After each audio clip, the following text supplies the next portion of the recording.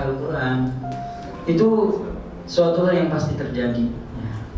Rasanya semua penghafal Al-Quran di dunia ini pernah mengalami hal itu.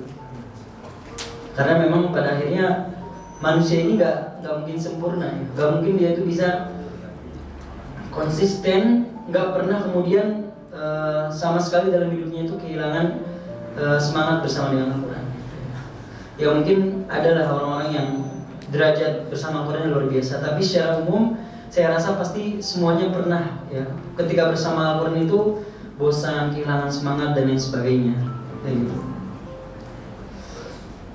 Nah, tapi kemudian ya, kalau yang saya lakukan ya, ketika momen-momen itu datang ya, ketika kita merasa sama Al-Quran merasa lelah kayak gitu ya, merasa kehilangan semangat kayak gitu, maka kalau saya pribadi ya, kalau dalam Al-Murojaah yang saya ingat adalah dilakukan saja kayak gitu, dilakukan saja karena pasti nanti kalau kita terus konsisten mengulang hafalan kita di tengah kesulitan kita, maka nanti pasti ada satu momen di mana Allah akan menguatkan kita kayak gitu. Kemudian yang kedua, setelah kita terus konsisten, maka yang harus kita lakukan yang kedua adalah kalau momen itu datang, memperbanyak istighfar kayak gitu.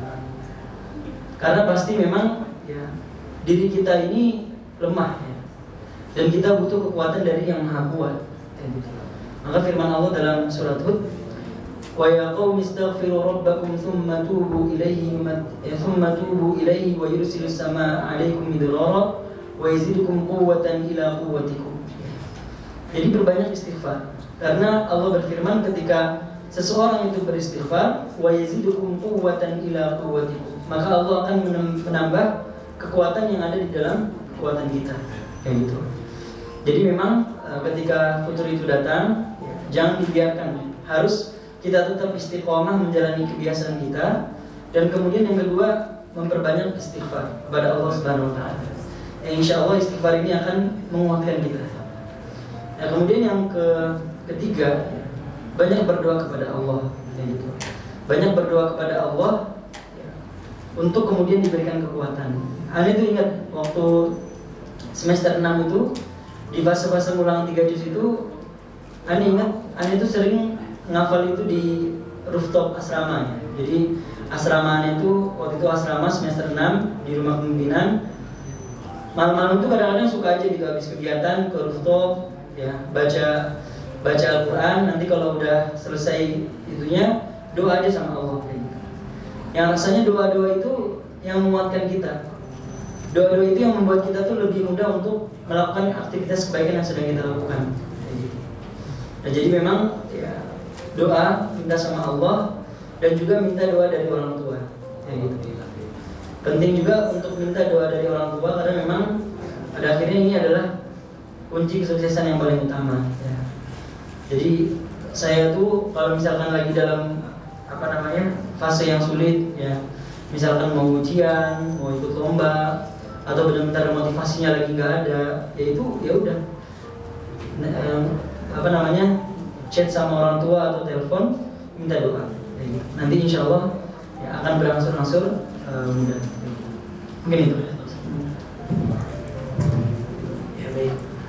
Kalau saya pribadi waktu kecil ingat sekali bahwa ketika waktu itu juga kan waktu menghafal itu proses paling banyaknya waktu SD, di antara kelas 3 sampai kelas 5. Nah, di waktu-waktu yang bosan banget sampai gak mau hafal itu,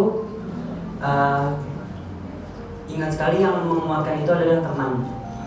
Jadi memang penting sekali ketika kita dalam satu ruangan yang sama-sama punya niat untuk menghafalkan Al-Quran, maka kita juga tahu kondisi yang lainnya gitu. Kan karena waktu itu masih kecil, masih SD, nah itu suka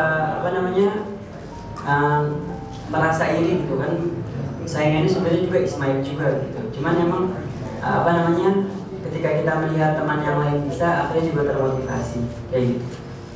Nah, tapi memang ketika sudah dewasa dan akhirnya sudah tahu dan tantangannya adalah murojaah, waktu-waktu itu pasti datang gitu. Karena merasa bahwa apa namanya, capek kayaknya fokus banget dengan yang lain, pengen menghibur diri sendiri gitu. Tapi akhirnya juga sampai pada titik temu, ya kalau misalnya hiburan yang kita temukan itu yang sifatnya duniawi itu tidak akan pernah memuaskan gitu. Nah maka ketika itu saya merasa bahwa ketika rasa-rasa futur itu muncul, itu memang dicari lagi, diingat kembali apa tujuan pertama kita. Itu akhirnya memutuskan untuk menghidupkan Al-Quran dalam keseharian kita dan menumbuhkan kecintaan Al-Quran dalam diri kita gitu. Maka kalau itu sudah diingat lagi, rasanya sudah banyak sekali nikmat Allah yang sudah kita terima. Maka rasanya aneh kalau kita malah terus-terusan gitu. Tapi memang yang namanya futur tidak semangat itu adalah proses yang wajar gitu. Menjadi tidak wajar jika berkelanjutan dengan lama gitu. Maka kalau menemukan proses seperti itu, ya terima saja, jalani saja. Nanti insya Allah akan kuatkan dan Allah akan berikan jalan keluarnya. Kalau tambahan sedikit, Ustadz Bashir juga pernah bilang ya, kalau lagi masa seperti itu ya, yang harus pertama kali kita evaluasi adalah hati kita ya. Apakah kemudian hati kita itu sedang dalam kondisi yang baik atau tidak. Terkadang memang futur-futur ini datang bisa jadi karena kemaksiatan yang sengaja tidak kita lakukan. Bisa jadi karena banyak hal yang kemudian tidak tidak kita bersihkan dalam hati kita. Nah maka tadi banyak beristighfar, kemudian kita lihat kondisi hati kita ya. Karena kalau kata Sayyidina Utsman yang sangat terkenal, kalaulah hati kita bersih, maka kita tidak akan pernah kenyang dengan Al-Quran. Kita tidak akan pernah merasa puas dengan Al-Quran. Nah jadi kalau suatu waktu kita merasa jenuh dengan